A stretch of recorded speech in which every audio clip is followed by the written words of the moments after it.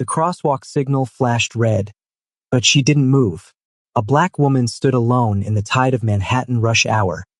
A small Korean boy pressed against her chest, both staring directly at the tinted window of a black luxury sedan. Inside, a man who had built an empire on perfect disappearances felt his pulse fracture. 3 years ago, he had signed the order himself, clean, final, irreversible.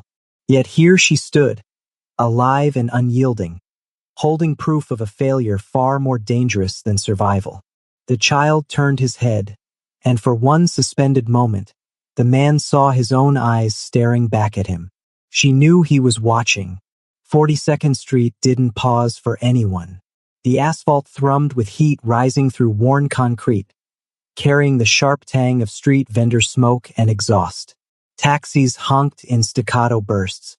Delivery trucks double-parked with hazards blinking.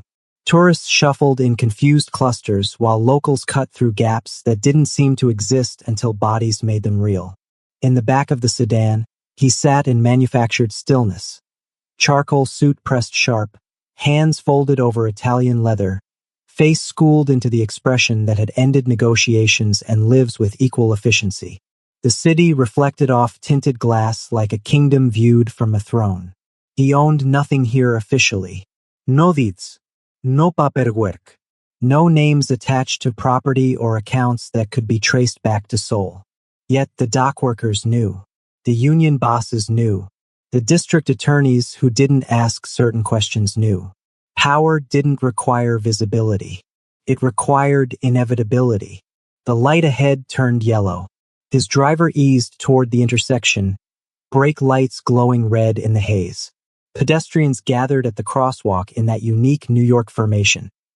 Bodies angled forward, weight shifting, ready to flood the street the instant permission arrived. That's when the world cracked. She stood 3 bodies deep in the crowd, but somehow occupied space differently than everyone around her. While others checked phones or stared into middle distance, her posture was a declaration. Spine straight, shoulders squared, chin level. Protective without being defensive. The boy was maybe 3 years old. Korean features set in a face still soft with childhood. He wore a gray cotton shirt with a small dinosaur stitched near the collar. One small hand gripped the woman's blouse. The other hung relaxed at his side. The child wasn't looking at the street. He was looking directly at the sedan. At him. The man's breath caught halfway down his throat and stayed there. His right hand, resting on the leather seat, tightened until knuckles went pale beneath skin. The carefully constructed stillness that governed every meeting, every negotiation, every execution of power. It shattered like glass under pressure. Impossible. The word repeated in his mind with the mechanical rhythm of denial. This was coincidence, statistical anomaly. New York held 8 million people pressed into vertical corridors. Faces recycled. Features overlapped. The human brain manufactured patterns from chaos because that's what kept ancestors alive when shadows moved in firelight. But the boy's eyes didn't waver. They held steady with a quality that children weren't supposed to possess. Not curiosity, but assessment. The way you studied something you recognized but couldn't yet name. His own eyes staring back. The same almond shape. The same slight downward tilt at the outer corners. The same weight behind the gaze, as if even at 3 years old, this child understood that looking meant seeing, and seeing meant remembering, and remembering meant consequence. Genetic echo made flesh. The light turned green. Pedestrians surged forward in that collective release of urban momentum. She moved with them, each step deliberate. The boy's weight balanced against her hip. Not hurrying. Not hesitating. Coming closer. 20 feet. 15. Close enough now that he could see details that should have been impossible to remember but rose anyway from places memory wasn't supposed to reach. The exact angle of her jaw. The way she held tension in her shoulders without broadcasting fear. The intelligence in her eyes that he'd once mistaken for compliance. Jasmine Brooks. The woman erased 3 years ago on a Tuesday afternoon with a phone call that lasted 47 seconds. Standing alive in Manhattan sunlight, holding his son. His driver glanced in the rearview mirror, catching something in his boss's expression that made words die before forming. In 20 years of service, he'd learned the hierarchy of silence. Some quiet meant patience. Some meant calculation. This silence felt like free fall. The boy shifted in her arms, turning his head to look up at her face.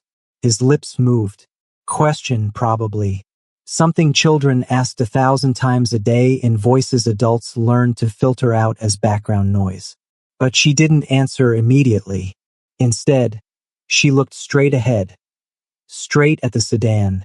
Straight at the tinted window. Straight at the man behind glass who had authored her death and was now confronting the failure of his own omnipotence. Their eyes met, and she did not run. That single fact detonated every assumption he'd built his empire upon. Fear made people predictable. Survival instinct overrode loyalty, pride, even love. You could engineer behavior if you understood what people valued more than their own lives, then threatened to take it. But she stood still while chaos flowed around her. Pedestrians passed on both sides like water around stone. The crosswalk timer counted down in orange digits. Somewhere a siren wailed. A bicycle messenger shouted at a cab. She just stood there, 10 feet away now, close enough to see the boy's eyelashes, the small scar above his left eyebrow, the way his fingers gripped fabric like an anchor point in uncertain water, close enough to see her face fully, older than memory held it, carved leaner by whatever 3 years of survival had cost. But the eyes unchanged. Still that particular shade of brown that looked almost black in shadow but caught gold in direct light. Still watching him with something worse than hatred or fear. Understanding. The man's hand moved to the door handle. He didn't remember deciding to move. Control was muscle memory, decision compressed into reflex. But this motion came from somewhere else entirely. Some part of himself he disciplined into submission decades ago when he learned that sentiment was a luxury men like him couldn't afford. His fingers closed around polished metal. And for the first time in 20 years, his head of security, standing on the curb 3 cars back, hesitated before reaching for the weapon concealed beneath his jacket, uncertain whether he was witnessing a threat that required intervention or something his training had no protocol for. A miracle, or a reckoning. The boy's eyes never left his face. That child had his eyes. No. The word left his mouth like a command that could reshape reality through sheer force of will. His driver's eyes flicked to the rearview mirror. Sir. He waved the question away without breaking his stare. The gesture was automatic silence enforced through muscle memory. Around him, his world had always bent to intention. Boardrooms cleared when he entered. Prosecutors reconsidered cases overnight. Men vanished between subway stops, and the city's indifference swallowed the absence whole. He had personally reviewed the Brooks file. Twice. Standard termination protocol, no spectacle, no message, just surgical removal of a complication. The lieutenant assigned was reliable. Former ROK military. 15 confirmed completions without incident. The system worked because he trusted nothing to chance. Yet across 10 feet of concrete and circumstance, statistical impossibility wore a gray shirt with a dinosaur on it.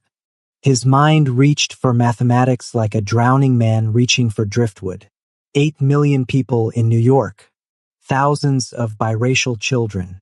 The human face constructed from limited variables, eye spacing, bone structure, ratios that repeated across populations with algorithmic predictability. Coincidence. It had to be coincidence. But the boy's posture, weight distributed on one hip, head tilted at precisely the angle he himself used when listening to subordinates lie, wasn't coincidence. That was inherited architecture. DNA expressing itself in gesture before language could teach it. The child shifted, wrapping both arms around her neck. Small fingers pressed into dark skin. Trust made physical. She still hadn't moved. Everyone else flowed past. Suits and tourists, delivery workers and street preachers. But she occupied space like a monument erected specifically for him to witness. No signs of flight preparation. No scanning for exits. No fear responses his trained eye could catalog and predict. That absence destabilized him more than her presence. In his world, survival meant motion. You ran or you fought or you negotiated. But you didn't stand still while the predator studied you through tinted glass. Standing still meant you'd already accepted the outcome. Or worse, it meant you believed you had nothing left to lose. His hand remained frozen on the door handle. Behind him, through the rear window, he sensed rather than saw his security details' confusion. They were reading him the way orchestras read conductors, waiting for the gesture that would transform potential into action. But the gesture wouldn't come, because opening that door meant choosing between the empire built on certainty and the child wearing his bone structure like evidence. Between the man who signed termination orders over breakfast and whoever stood on the other side of admission. The crosswalk timer blinked its final seconds. She adjusted the boy's weight against her hip, turned slightly, preparing to walk away, not fleeing, just leaving, as if his presence didn't warrant urgency, as if 3 years of survival had taught her that power only reached as far as you let it, and she'd simply stopped granting permission. The light changed. She took one step back toward the curb. His hand moved without authorization, pulling the handle, pushing the door open against its weighted hinge. Cool air rushed into the sedan's controlled environment. Street noise invaded the silence he'd wrapped around himself like armor. His head of security's voice crackled through the earpiece. "Sir, what are your?" He stepped onto the pavement. The city noise compressed into a single sustained note. Car horns, distant sirens, someone's radio bleeding bachata into the afternoon heat. All of it present but suddenly irrelevant, reduced to ambient pressure against the singular fact of proximity. 5 feet now. Close enough to see the boy's eyelashes were impossibly long. To notice the small cowlick disrupting his hairline in exactly the same place where his own barber compensated with product every morning. Close enough to confirm what logic kept trying to deny. She met his eyes without flinching, waiting. The question formed in his mind like a blade turning inward. If you were certain she was dead, why does seeing her alive feel less like surprise and more like relief? For years earlier, Jasmine Brooks had been hired to make problems disappear through syntax. Legal translator, contract intermediary, the woman who could render Korean corporate language into English phrases that wouldn't trigger SEC investigations or Treasury Department algorithms. She was expensive, discreet, and had learned early that asking questions shortened careers. The first 3 months, she never saw his face. Documents arrived via encrypted email. Payment appeared in her account like clockwork. Professional distance maintained through digital barriers that both parties understood were necessary for survival. Then a shipping contract went wrong. Customs seized a container in Newark. Someone needed to explain maritime law to someone who didn't speak the language but absolutely controlled the outcome. She was summoned to a restaurant in Koreatown that closed its doors for private parties every Wednesday at 9. He sat alone at a table meant for 12. She'd expected theater, the performance of dominance that insecure men used like armor. But he just gestured to the chair across from him and asked if she preferred tea or whiskey. "Whiskey," she'd answered, meeting his eyes. "If we're pretending this is a business meeting." The corner of his mouth had moved. Not quite a smile. Something closer to recognition. That's when professional distance started eroding like shoreline against tide. 18 months later, late nights became the space where armor came off. She learned he'd killed his first man at 17. That his mother had died believing he'd become a doctor. That he could recite Yeats from memory but pretended not to understand poetry in front of his lieutenants. He learned she'd put herself through Columbia. that her father had been a minister who'd stopped speaking to her when she chose law over faith, that she played piano badly but obsessively when stressed. The night it happened, the irrevocable shift from professional to personal, started with bourbon and ended with vulnerability neither had planned to expose. Aftermath arrived 6 weeks later in a bathroom stall at her office, 2 pink lines rendering the future unambiguous. She told him in the same restaurant where they'd first met. He set down his glass with the careful precision of someone preventing spillage through sheer discipline. "Are you certain?" His voice was steady. "Clinical. 3 tests." "Yes." Silence stretched between them like a border neither knew how to cross.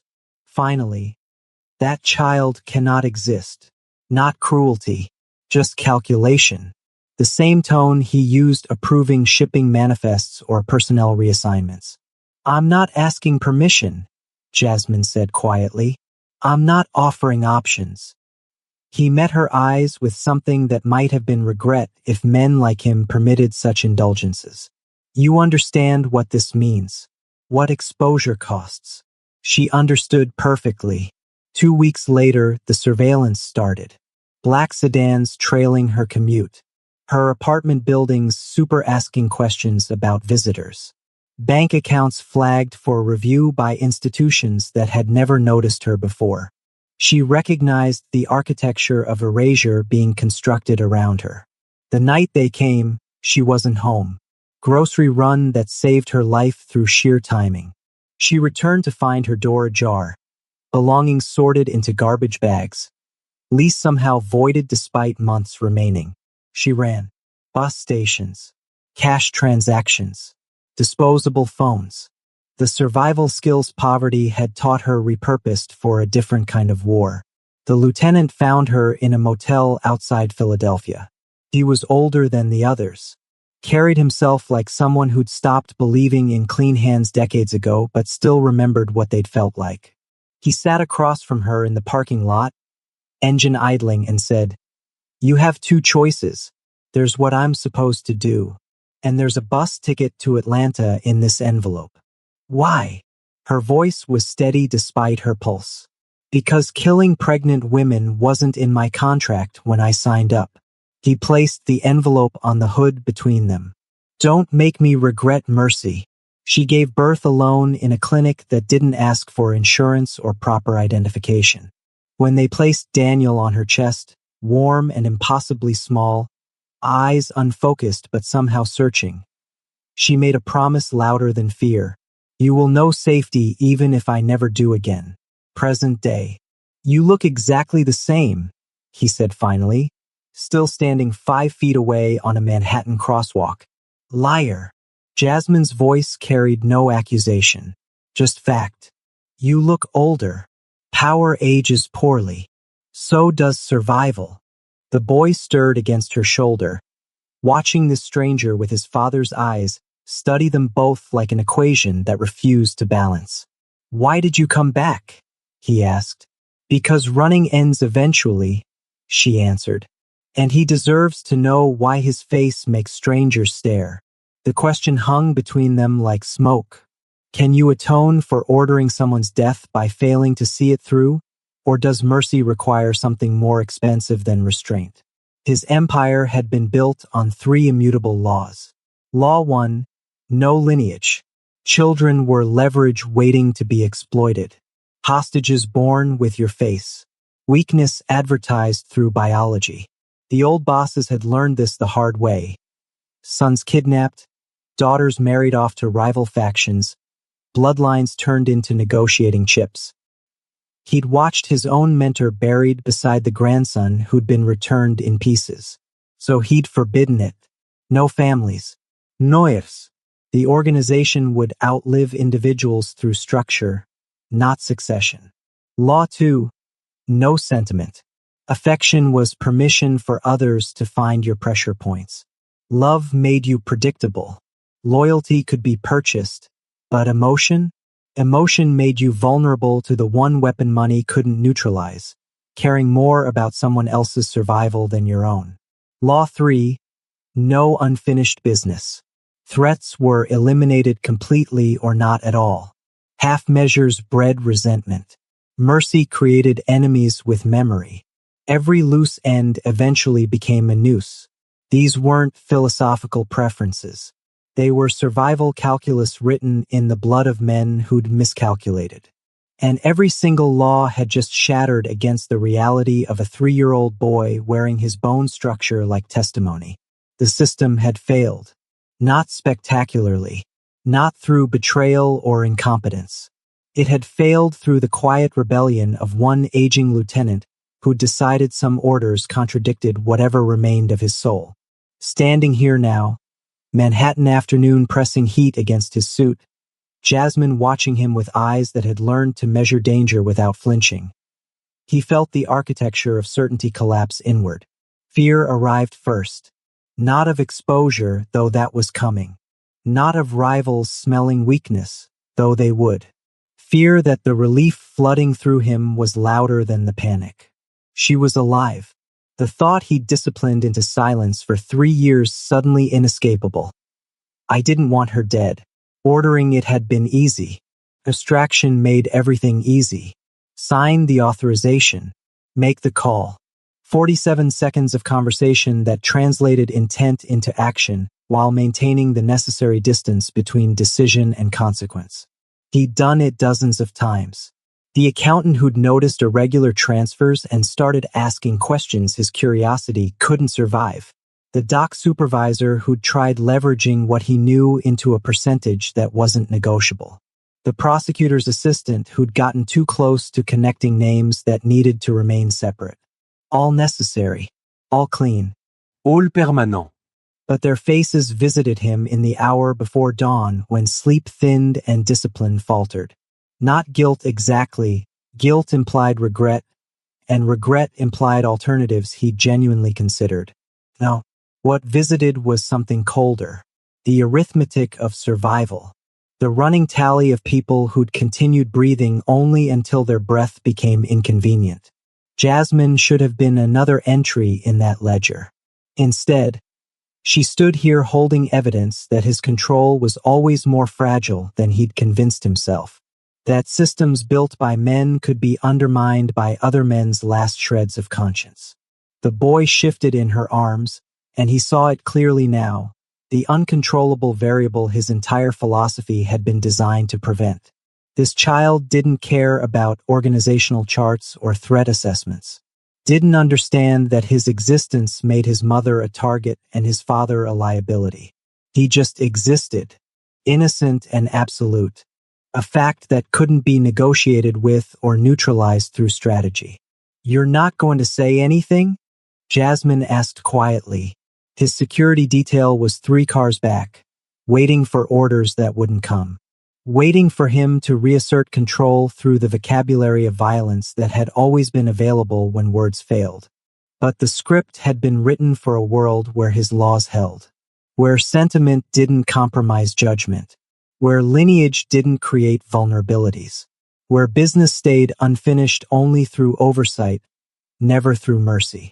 That world had ended the moment a lieutenant chose compassion over compliance, and he'd been living in its ghost ever since, pretending the order's failure was somewhere else's problem, someone else's conscience, someone else's unfinished business. The boy was looking at him again, not afraid, not curious, just looking, the way you studied something familiar but unnamed, a reflection not yet understood. His reflection, his unfinished business, his failed law made flesh. If your rules were supposed to prevent this exact situation, and they failed, were they protecting you or were they just expensive ways of avoiding the question? What kind of man kills his own child to maintain an empire he'll die alone in anyway? The crosswalk timer reset. Fresh wave of pedestrians gathered at the curb. Jasmine didn't wait for the signal. She stepped into the street with deliberate precision, each footfall measured, the boy's weight balanced against her hip, not fleeing, not rushing, just crossing the distance between survival and confrontation with the steady pace of someone who'd already made peace with whatever came next. 20 feet. He watched the child's profile. the slight upturn of his nose, his mother's feature softening the sharper geometry inherited from paternal genes. The way his small hand rested on Jasmine's collarbone, fingers splayed like a starfish. Trust without conditions. 15 feet. What would his life have looked like without the empire? Without the calculus that turned people into assets or liabilities? Would he have taught this boy to ride a bicycle? Helped with homework? Attended piano recitals with a camera phone and awkward pride? The questions felt like examining archaeological remains of a civilization that had never existed. 10 feet. The boy turned his head fully now, tracking him with unsettling focus. Children weren't supposed to maintain eye contact like this, steady and evaluating.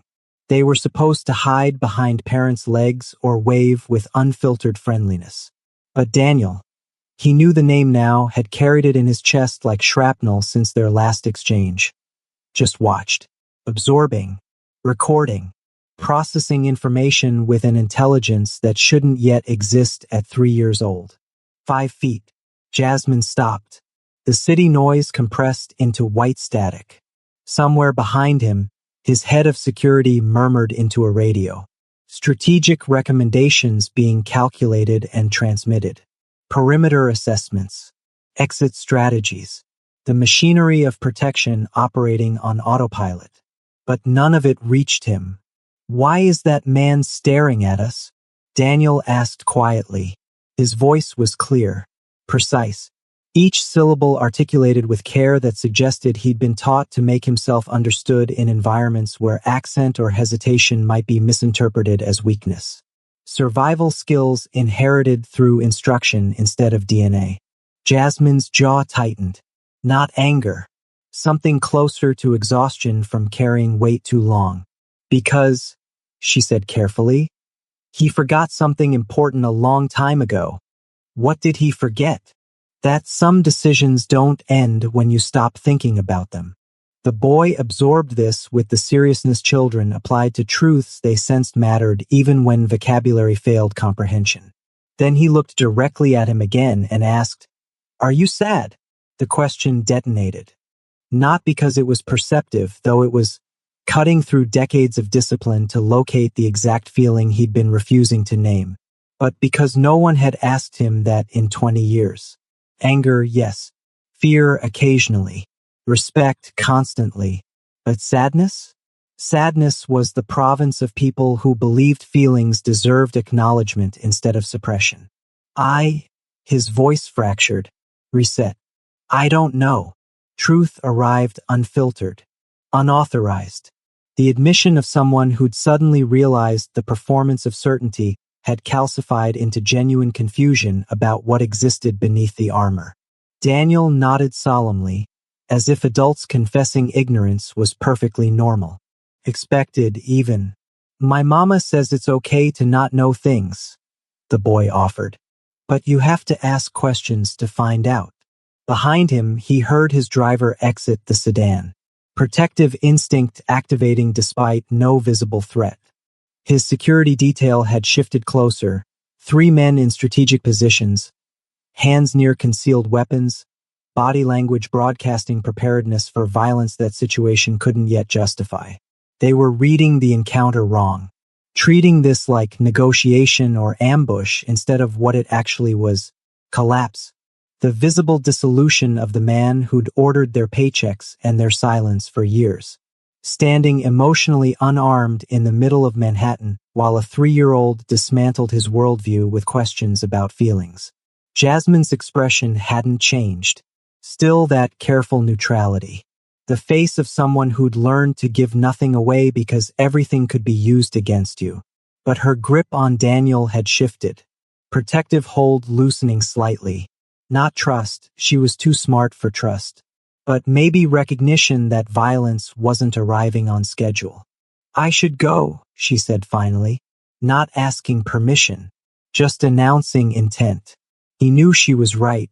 Every second of exposure increased risk. For her. For Daniel. For the illusion of control he needed to maintain if the Empire was going to survive past this afternoon. but his voice formed different words. Wait. Single syllable. Command softened into request. She paused. Waiting. If you let them walk away now, you preserve everything you built. If you don't, if you reach for connection instead of control, what remains of the man who chose empire over humanity? And why does the answer suddenly feel less clear than it did 5 minutes ago? His phone vibrated against his ribs. Once, twice. The pattern coded for priority communication from Seoul. He didn't move to answer it.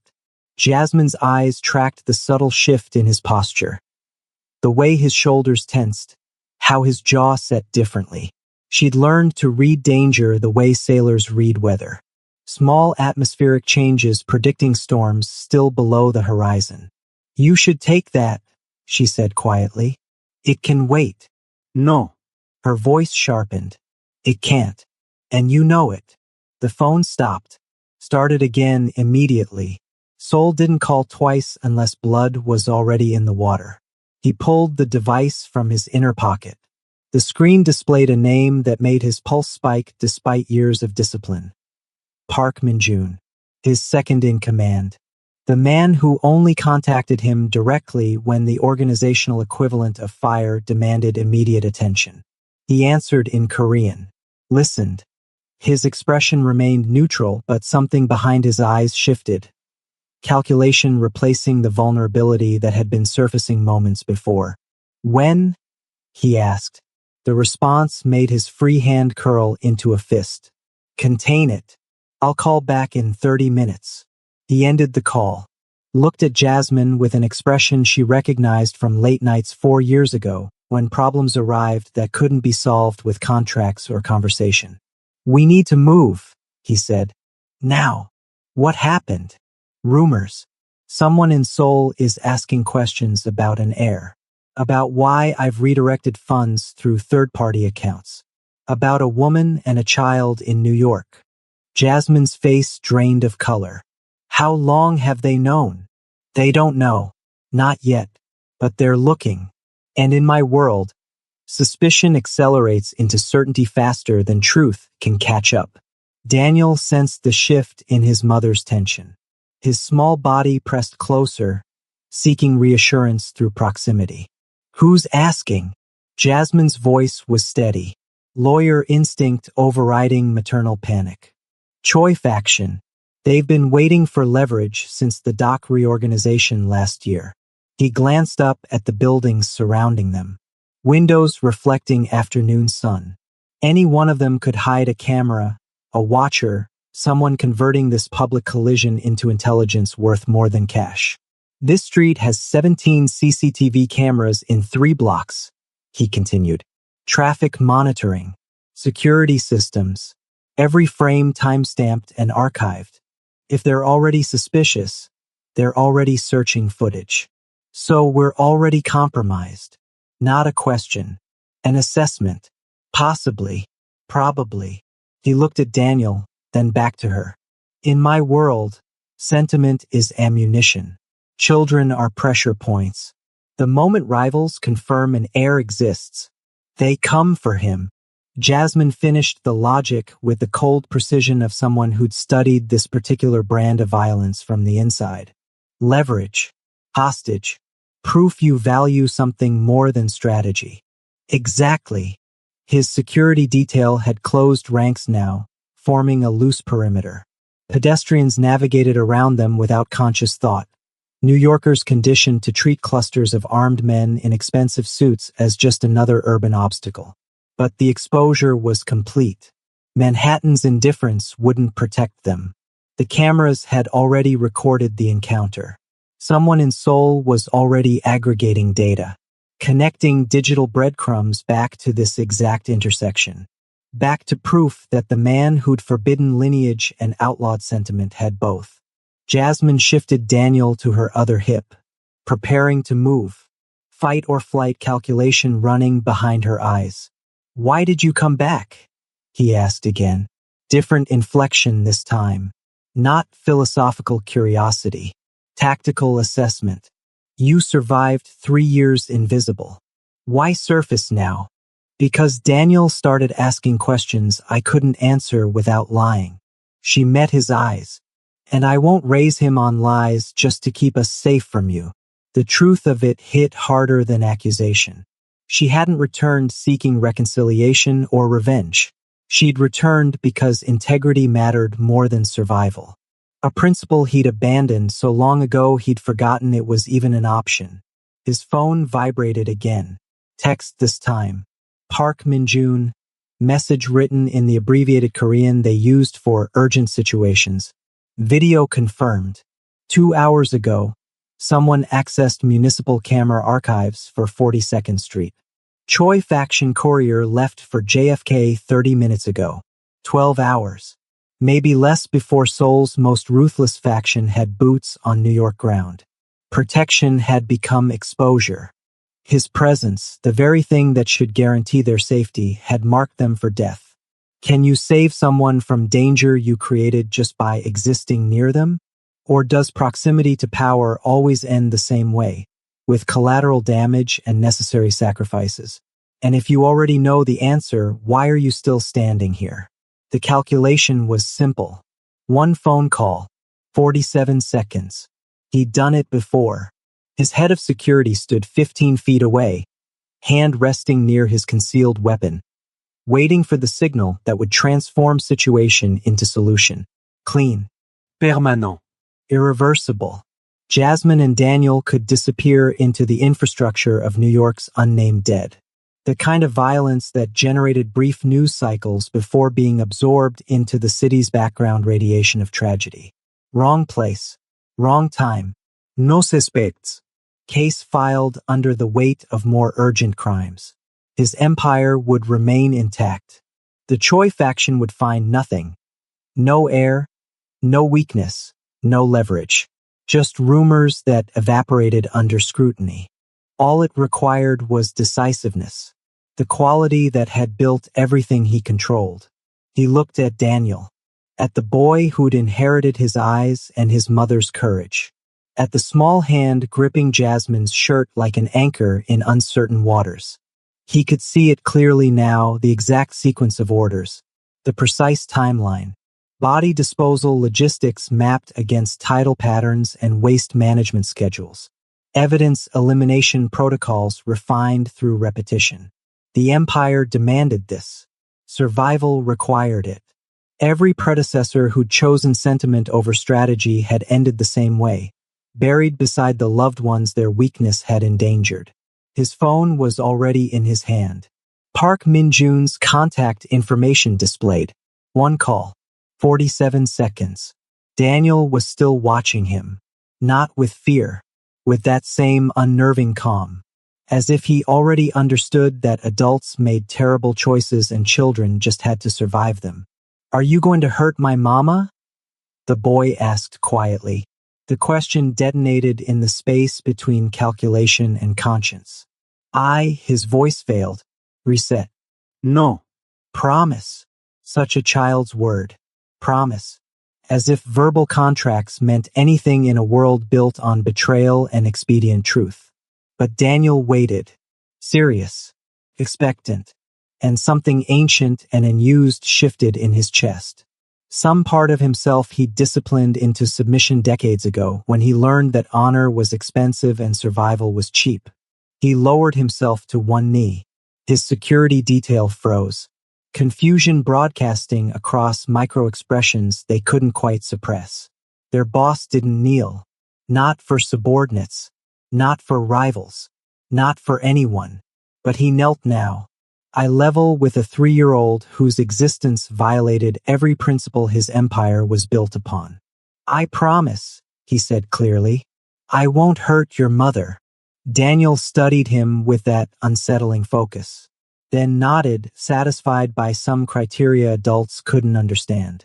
What's your name? The boy asked. The question wasn't innocent. Names had power. Identity carried consequence.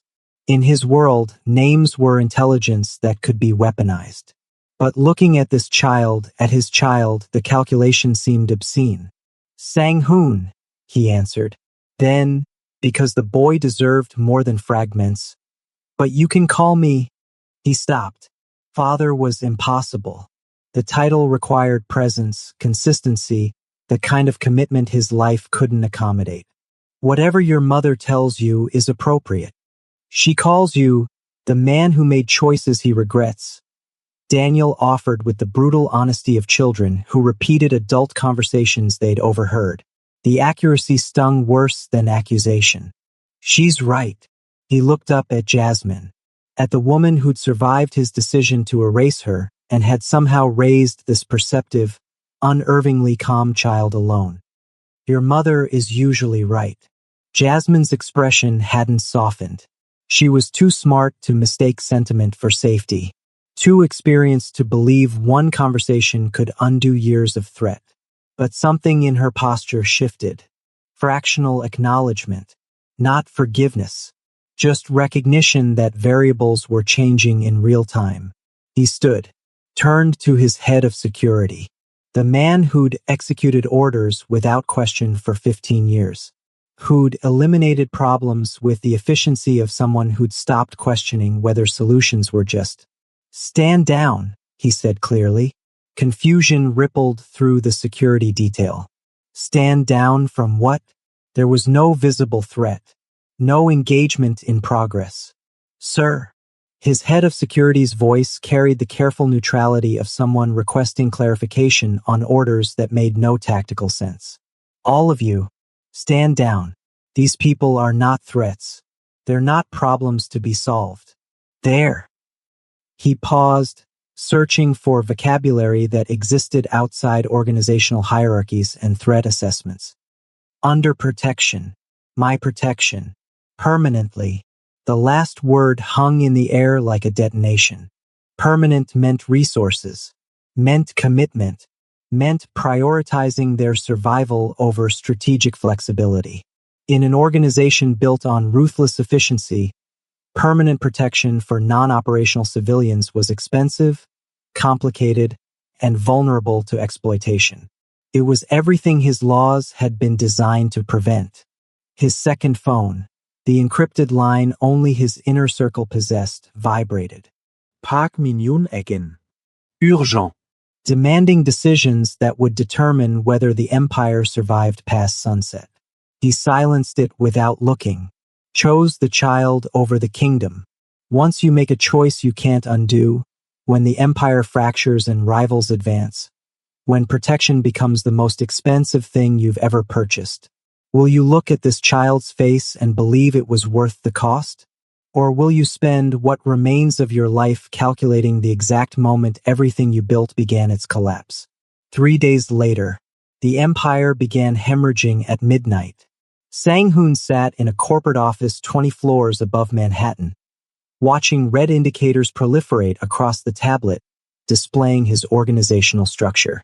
Each marker represented a severed connection, a territory ceded, an asset liquidated before rivals could seize it.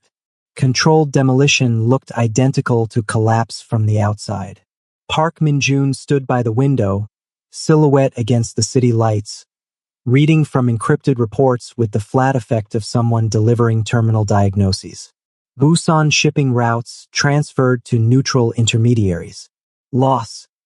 40% operational revenue from Southern Corridor. He swiped to the next screen. Real estate holdings in Gangnam sold below market to prevent Choi faction seizure. Loss. 800 million won, plus strategic positioning. Sang-hoon listened without interruption. Numbers that would have triggered immediate counteraction a week ago now just accumulated like debt coming due.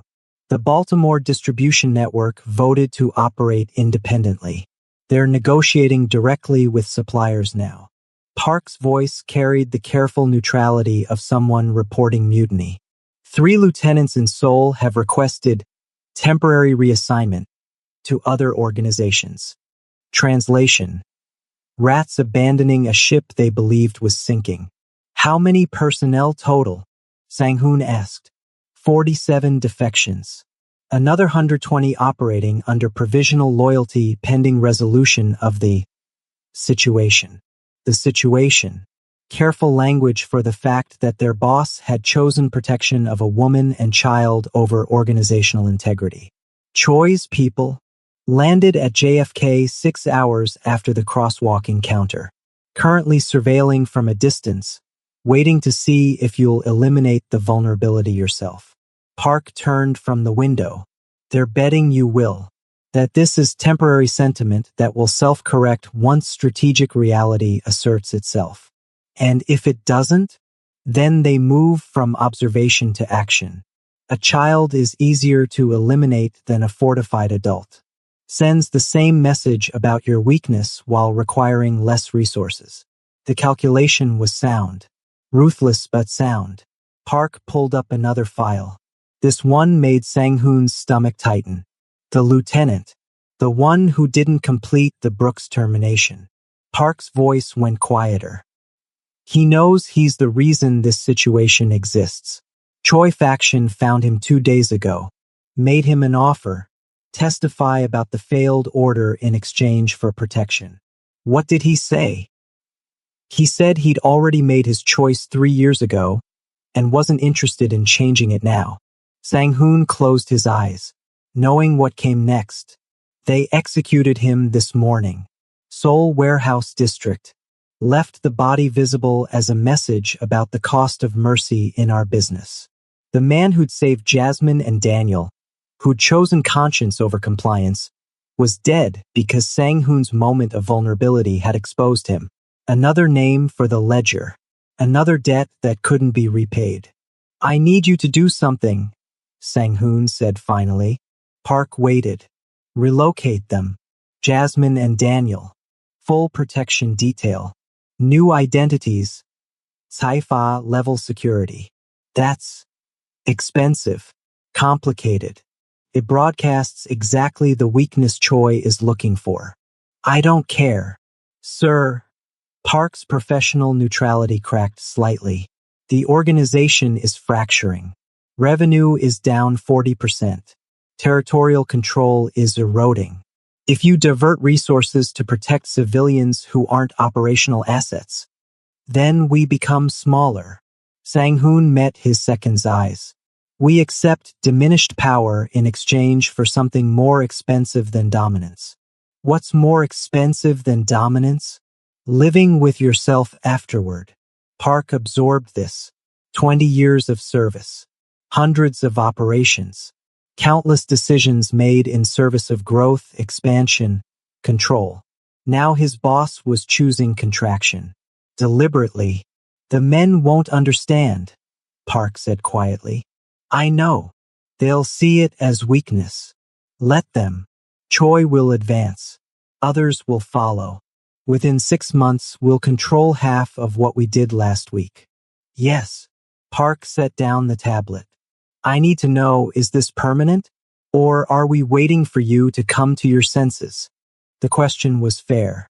Brutal but fair. Sang-hoon thought about Daniel's face. About the boy asking if he was sad. About Jasmine standing in that crosswalk, refusing to run. Teaching her son that some truths mattered more than safety. Permanent, he said. Park nodded slowly. Not agreement. Just acknowledgement that orders had been received and understood. Then I'll start dismantling what we can't defend and fortifying what remains. He paused at the door. For what it's worth, the lieutenant. Before they killed him, he told Choi's people he'd make the same choice again. That some orders deserved to fail. The door closed. Sang-hoon sat alone, watching his empire contract in real time, and wondered, when you trade dominance for decency, when the throne shrinks and the kingdom fractures, when protection costs everything you spent decades building, is redemption measured by what you're willing to lose, or by whether you can survive becoming the smaller man you should have been all along? 2 weeks later, the apartment overlooking the Hudson was too quiet. Sang-hoon had purchased it through intermediaries, 1,200 square feet of neutrality with reinforced doors and sightlines his security team had approved. Temporary sanctuary while permanent arrangements were finalized. Daniel slept in the bedroom. Jasmine sat on the sofa near the window, coffee cooling in her hands. watching the river reflect city lights like scattered diamonds. He stood near the kitchen counter, neither sitting nor leaving, occupying space without claiming it. They'd barely spoken since the relocation. Logistics had filled the silence, new documents, security protocols, the machinery of erasure and reconstruction. His people were efficient. Within 72 hours, Jasmine Brooks and Daniel had ceased to exist on paper. New names, new history, new life purchased at the cost of the old empire. But the quiet between them carried weight that logistics couldn't address. "You ordered my death," Jasmine said finally. Not a question, just truth spoken plainly into the space that had been avoiding it. Sang-hoon didn't move. "I did. Not arrest. Not deportation. Not relocation." Her voice remained steady. Lawyer precision applied to facts that should have destabilized her. "Death." Permanent érasure. "Yes." She set down the coffee cup, turned to face him fully. No fear in her expression, just the terrible clarity of someone who'd survived long enough to demand honesty. "Why?" "Because the child threatened everything I'd built." He met her eyes. No deflección. No justificación. "Because sentiment was weakness and you represented both. Because I thought eliminating the problem was simpler than confronting what it meant." What did it mean? That I'd made a mistake. The words felt foreign. Admission without strategy. That I'd let someone close enough to matter. That matching made me vulnerable in ways I couldn't calculate or control. Jasmine absorbed this, processing the logic of violence she'd already intuited but never heard spoken aloud. "If the lieutenant had followed orders," she said quietly, "if I died that night, then I would have killed my son without knowing his name." Sang-hoon's voice was bare. No armor. No performance. And spent the rest of my life convinced I'd made the necessary choice. The silence that followed was heavy. Honest. The kind that existed when all pretense had been stripped away and only damage remained. "Do you expect forgiveness?" Jasmine asked. No. "Good. Because I can't give it." She stood, moving to the window. Distance without fleeing. "You made a decision that would have erased me. Would have made Daniel grow up without a mother because his existence was inconvenient to your empire. I know. And now you're making different decisions. Dismantling what you built. Protecting us at enormous cost." She turned back. "But that doesn't undo the first choice. It doesn't erase the fact that you signed my death warrant." No. "It doesn't. So what are we doing here?" Her voice finally cracked. Just slightly, the armor she'd maintained for weeks showing its first fracture. "You can't atone for trying to kill me. I can't forgive you for succeeding in destroying the life I had. Daniel exists between us like evidence neither of us can escape." Sang-hoon moved closer, not invading her space, just closing the distance enough that conversation didn't require projection. "I don't know what we're doing," he admitted. "I only know that walking away now, letting you disappear again into whatever life my protection can purchase, feels like the same choice as before, just cowardice in different packaging. So you stay, play father to a child you tried to erase, pretend 3 years of his life didn't happen without you. I don't know how to be a father." The confession arrived unfiltered. "I only know how to be what I've been, and that man ordered your death. So maybe I stay because leaving would mean he won." Jasmine studied him, looking for deception, for manipulation, for any trace of the strategic thinking that had governed their relationship before. But his face showed only exhaustion, the kind that came from dismantling yourself piece by piece and discovering no blueprint for what came next.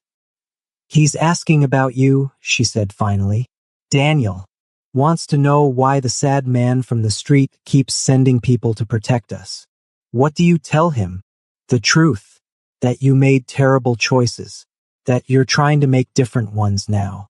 That I don't know if that's enough." In the bedroom, Daniel stirred, Small sound of a child shifting in sleep. Both of them turned toward it. Instinctive. Parental. The only thing they definitely shared. Is truth enough? Sang-hoon asked quietly. Can it coexist with survival? Or does honesty just make everything hurt more clearly? Jasmine didn't answer, because neither of them knew yet. When the truth is spoken plainly and no one apologizes. When damage is acknowledged but not resolved. When a child sleeps unaware of the violence that preceded his existence. Does staying become its own kind of redemption?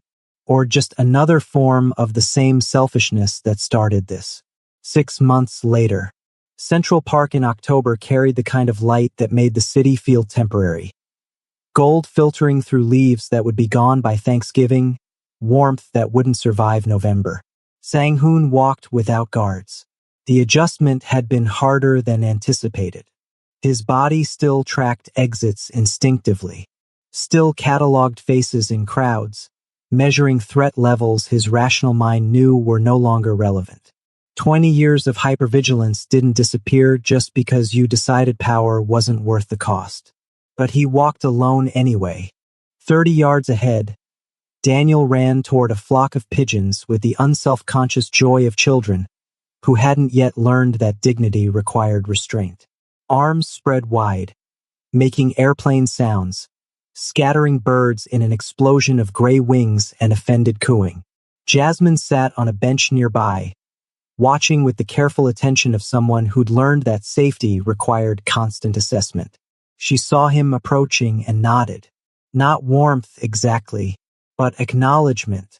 The fragile détente they'd constructed over months of proximity and honesty. He's been talking about this all week, she said as Sang-hoon settled onto the bench beside her. Feeding pigeons. As if it's the most important thing in the world. Maybe it is. To him. You would have found that ridiculous 6 months ago. I found most things ridiculous 6 months ago. He watched Daniel crouch low, hand extended with breadcrumbs they'd brought specifically for this purpose. Turns out I was measuring importance wrong.